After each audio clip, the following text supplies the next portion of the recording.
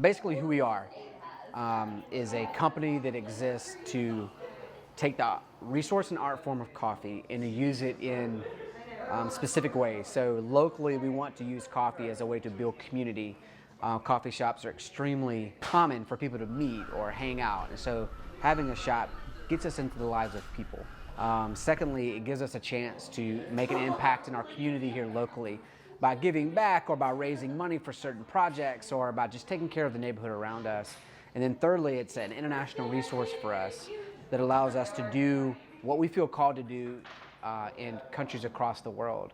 And so a slogan, if you will, is like Savor the Story, or there's a story in every cup. And so can we take all of the chain of coffee from the seed going in the ground to the cup that we are enjoying and drinking and highlight how it makes a beautiful story along the way. It's hard to do everything in coffee. It's hard to grow coffee or harvest coffee or import coffee or roast coffee or serve coffee. It's so vast of a field that you, by nature, have to have relationships along the way in the sustainable chain of coffee. And so, yeah, the more we know people who are involved in our coffee chain, the more we know a product, the more transparency we have about what we serve, that sort of thing.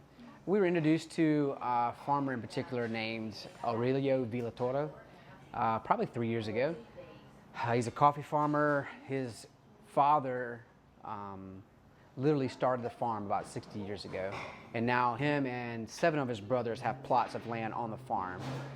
They're all little micro regions on the greater farm or the estate, and so we were introduced to him through another coffee contact and decided to go down and see him and hang out with him just to get more of a broader perspective on what happens on the farm side of things. You know, we have an idea of what we do here with coffee and what happens on the other side of the world. And so we got his name and info, emailed him, told him we were coming. He's used to entertaining guests. It's a normal thing. So we went down and met him and his family, hung out, slept in his bed, ate his food, and just really got to know what is coffee like in Guatemala.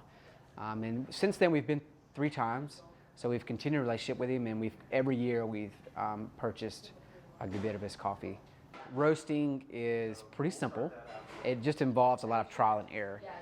The coffee comes to us in a green form, so it naturally is a green seed, a green bean. We have a roaster that we preheat to a certain temperature. A certain amount of beans go in, and we roast them to a certain degree, very much like you would bake or roast anything else.